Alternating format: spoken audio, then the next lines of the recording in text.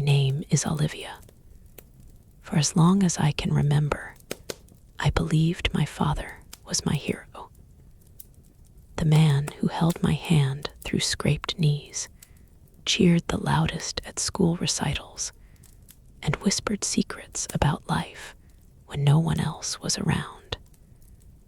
He was my protector, my guide, the man I trusted above anyone else, until the day everything shattered. It started innocuously. A small, seemingly trivial discovery that would unravel everything I thought I knew. I was cleaning the attic, searching for old photo albums for a family project, when I stumbled across a folder tucked behind dusty boxes.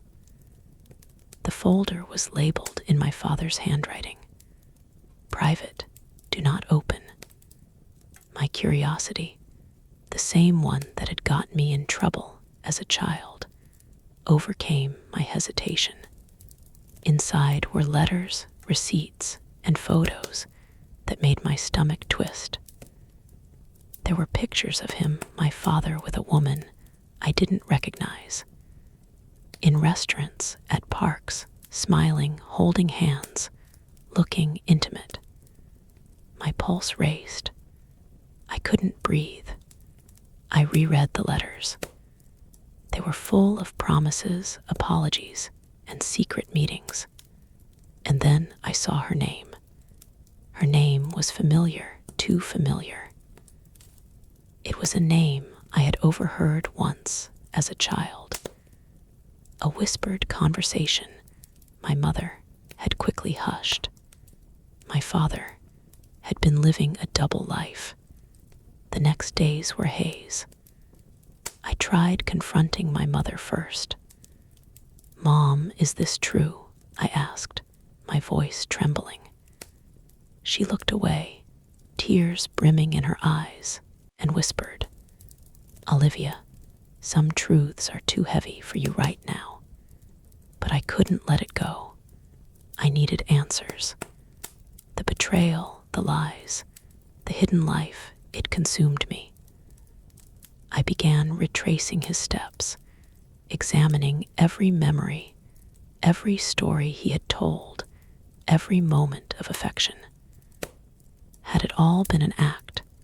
The dinners, the laughter, the advice, a performance. Then came the first undeniable proof beyond letters and photos. An email accidentally left open on his laptop.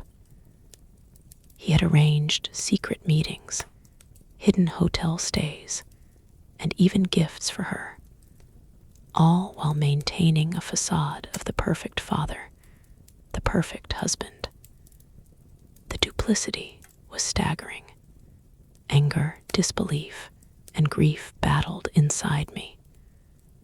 I wanted to scream at him, to expose him publicly, to tear down the image he had built for decades. But the deeper I dug, the more I realized the extent of the deceit. This wasn't just a single mistake. This was a lifestyle, a deliberate choice to live two lives. I confronted him one night, in the living room, the silence stretching between us like a canyon. "How could you?" I whispered, tears streaming. "How could you betray me, betray Mom?" He looked at me, older than I had ever seen him, tired and guilty. "Olivia, I never meant for you to find out like this. I made choices I thought I could manage. I thought I could protect everyone, keep the illusion alive. But I didn't care about excuses. I cared about the truth, and the truth was devastating. My father had not just betrayed my mother, he had betrayed the very foundation of my family. In the days that followed, I discovered more. Financial transfers to secret accounts, hotel bookings with falsified receipts, letters never sent, voicemails erased.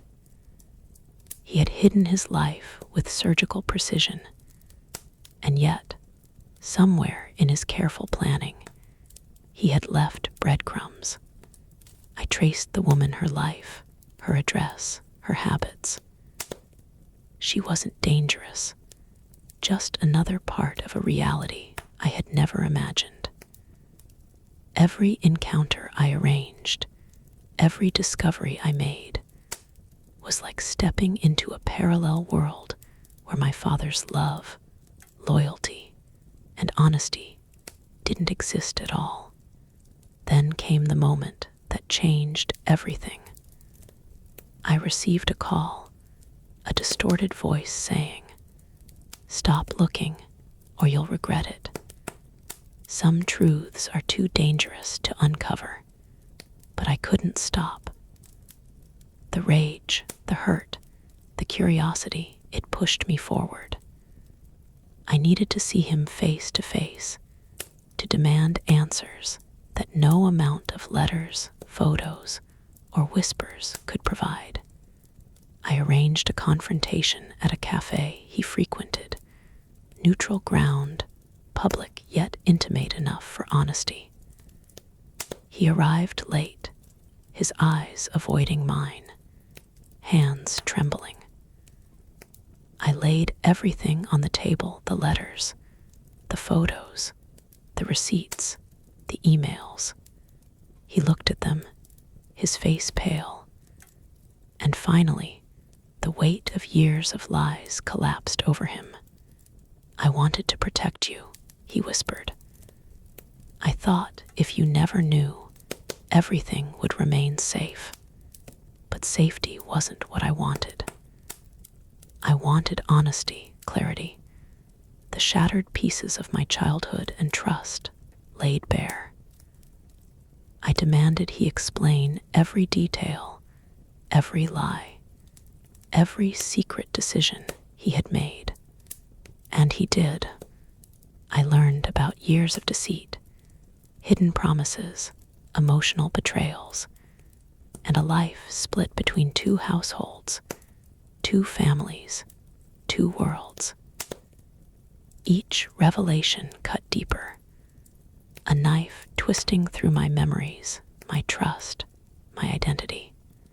Yet amidst the pain, I realized something else. My father was human. He had flaws, desires, and weaknesses, but none of that absolved the destruction he had caused. My mother had suffered silently. My life had been a carefully orchestrated illusion, and my father had chosen to gamble with the lives of those who trusted him most. Determined to reclaim control, I began documenting everything: photographs, letters, emails, receipts, every shred of evidence. I traced every lie, mapped every secret. Every discovery was a step toward reclaiming my power, even if it meant exposing the darkest parts of my own family. Then, one day, I confronted the woman. She was not the villain I had imagined, just another person caught in a web of choices she didn't fully control. Our conversation was tense, emotional, and revealing. She told me her side, the lies she had been told, the promises my father had made, the guilt she felt for unknowingly being part of a betrayal. I realized then that betrayal isn't always clear-cut. Pain spreads in all directions, and everyone involved carries a fragment of responsibility and sorrow. Over the following months, I faced my father again and again, demanding accountability, answers, and honesty. Slowly, the walls he had built around himself crumbled, revealing a man who had been both reckless and desperate, loving and selfish, human and deeply flawed. Even as I confronted the past, the consequences rippled outward. Friends, family, and colleagues, everyone who had ever trusted him, had to reconcile their own memories and beliefs with the devastating truth. I became the keeper of a secret too large to ignore, too painful to forget.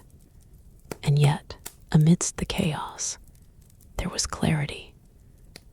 I could never undo the betrayal, but I could choose how to live, how to forgive, how to confront the shadows of the past without letting them consume me.